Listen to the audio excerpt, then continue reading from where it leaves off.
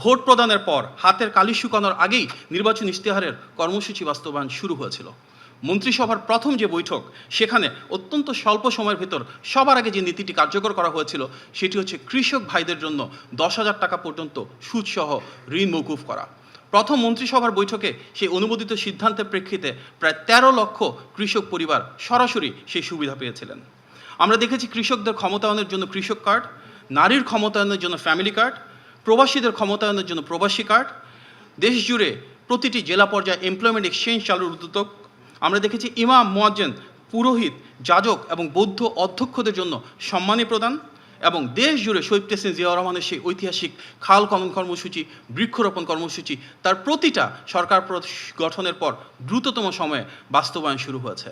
প্রাথমিকভাবে কোনোটা pre trial, কোনোটা ট্রায়াল, কোনোটা ফেজ 1, বাট প্রত্যেকটা ফ্ল্যাগশিপ বা সিগনেচার প্রোগ্রাম বাস্তবায়ন হয়েছে এবং এর মাধ্যমে গণমানুষের ভাগ্যের পরিবর্তন হওয়া শুরু করেছে।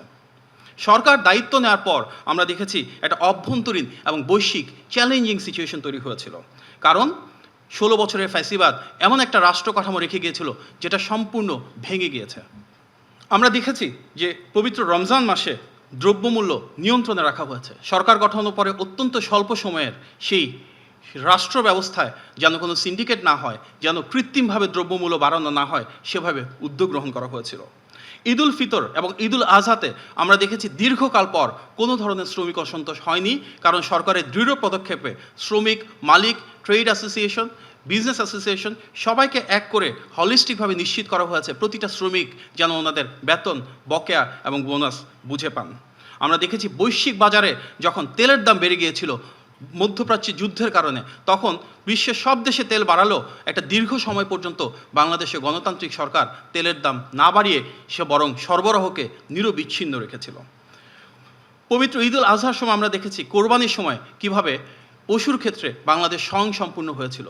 অন্য কোনো দেশ থেকে পশু আমদানি না করে আমাদের যারা খামারি রয়েছে তাদেরকে স্বনির্ভর হিসেবে গড়ে তুলেছিল, এবং সেই ঈদের রাতেই অত্যন্ত দ্রুততম সময়ে দিন থেকে শুরু করে ঢাকাসহ বিভিন্ন সিটি কর্পোরেশনে দ্রুততম সময়ে বর্জ্য অপসারণ নিশ্চিত করা হয়েছিল। সরকার দায়িত্ব নেওয়ার পরে খুব স্বল্প সময়ের ভিতর যে এসএসসি পরীক্ষা হয়, সেখানে দীর্ঘদিন পর কোনো ধরনের প্রশ্নপত্র ফাঁসের ঘটনা ঘটে নাই, বরং নির্মোহ এবং নিরপেক্ষভাবে যেই শিক্ষার্থীর যে গ্রেড বা যেই নাম্বার প্রাপ্য ঠিক সেভাবেই পরীক্ষাপত্র মূল্যায়ন করা হয়েছিল। আমরা সরকার গঠনের পর প্রথম যে বাজেট করা হয়েছে খুব স্বল্প সময়ে সেখানে জন আকাঙ্ক্ষার বহিঃপ্রকাশ দেখেছি, কারণ সরাসরি মাননীয় প্রধানমন্ত্রীর নির্দেশে 60টির বেশি পণ্যে দ্রব্যমূল্য নিয়ন্ত্রণে রাখা হয়েছে ভ্যাট এবং ট্যাক্সের পরিমাণ কমিয়ে দিয়ে। এই বাজেট ছিল বাণিজ্য বান্ধব, এই বাজেট ছিল অর্থনীতি বান্ধব, এবং এই বাজেট ছিল বিনিয়োগ বান্ধব, যার প্রাধান্য পেয়েছে স্বাস্থ্য এবং শিক্ষায় বিনিয়োগ, প্রাধান্য পেয়েছে কর্মসংস্থান সৃষ্টি, এবং প্রাধান্য পেয়েছে দেশের সার্বিক জ্বালানি সহ সামগ্রিক নিরাপত্তা। সরকার দায়িত্ব নেওয়ার পর আমরা দেখেছি কয়েক মাসের ভেতরে বন্যা এবং পাহাড় ধস হয়েছে চট্টগ্রাম বিভাগে। সেক্ষেত্রেও কিভাবে একটা সমন্বিত উদ্যোগের মাধ্যমে যারা নিপীড়িত মানুষ, দুর্যোগ মোকাবেলায় সরকারের বিভিন্ন এবং বহুমুখী পদক্ষেপে সফলতার সাথে সেই দুর্যোগপ্রবণ এলাকার মানুষদেরকে যথেষ্ট নিরাপত্তা দেওয়ার সুযোগ হয়েছে, তাদেরকে ভালো রাখার জন্য মাননীয় প্রধানমন্ত্রীর নির্দেশনায় কাজ করা হয়েছে। সরকার দায়িত্ব নেওয়ার পর মধ্যপ্রাচ্যের যুদ্ধের কারণে গ্যাস এবং বিদ্যুতের যে বৈশ্বিক সংকট একটা পর্যায়ে আমাদের এখানেও তার প্রতিফলন হয়। আমরা দেখেছি গ্যাসের কিছু সমস্যা গত কয়েকদিন ধরে, এটি আমরা গভীরভাবে উপলব্ধি করি, এবং সেখানে মাননীয় প্রধানমন্ত্রী স্বয়ং বলেছেন যে বহুমুখী উদ্যোগ গ্রহণ করা হয়েছে। আপনারা নিশ্চয়ই জানেন FSRU যে দুটো ছিল তার ভিতর একটা নষ্ট হয়ে গিয়েছিল, সেটা রিপেয়ার করবার জন্য একদিকে যেমন সময়ের প্রয়োজন, একই সাথেও এটা বাস্তবতা যে 16 বছরের ফ্যাসিবাদের দীর্ঘ সময়ে যে ধ্বংসস্তূপ করা হয়েছিল সবচাইতে বেশি দুর্নীতিপ্রবণ এই সেক্টর, সেখানে সবচাইতে বেশি কার্যকর উদ্যোগ ইতিমধ্যে গ্রহণ করা হয়েছে। মাননীয় প্রধানমন্ত্রী যখন চীন এবং মালয়েশিয়া গিয়েছিলেন, সেখানে যারা জ্বালানি খাতে বিনিয়োগকারী রয়েছেন ওনাদের সাথে আলোচনা হয়েছে, এবং মধ্যমেয়াদে কত দ্রুত এই সমস্যার সমাধান করা যায় সেগুলো নিয়ে কার্যকর ফলশ্রুতি আমরা সামনের দিকে দেখতে পাবো।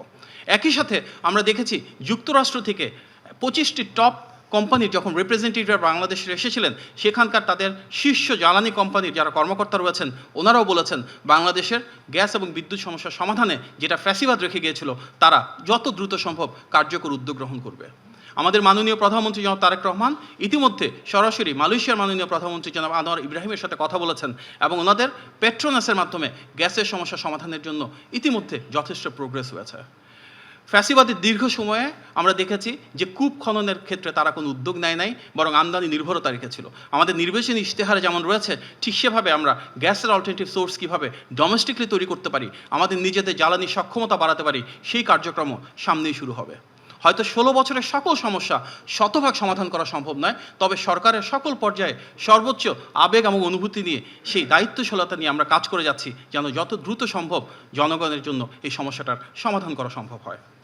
আমরা দেখেছি এই 6 মাসে অন্তর্ভুক্তিমূলক উন্নয়ন, যেখানে সমাজের প্রতিটি শ্রেণী এবং পেশার মানুষের ভাগ্যের পরিবর্তন হয়েছে।